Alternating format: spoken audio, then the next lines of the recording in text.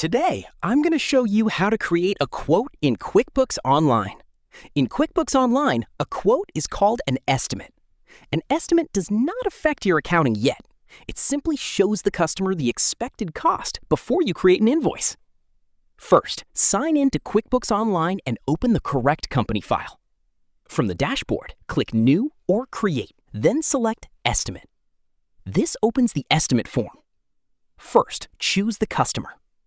Select the customer from your list or add a new customer if needed. Next, check the estimate date. You can leave it as today's date or change it to match the proposal date. Now add the products or services you are quoting. Choose each item from your product and service list. Then enter the quantity and rate. QuickBooks will calculate the amount and update the total. If needed, add a description so the customer knows what is included.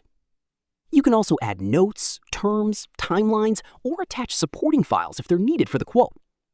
Before saving, review the customer name, estimate date, products or services, quantities, rates, and total.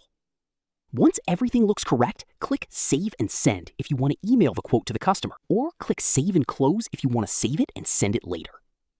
After the customer approves the quote, you can convert the estimate into an invoice. And that's how to create quotes in QuickBooks Online in 2026.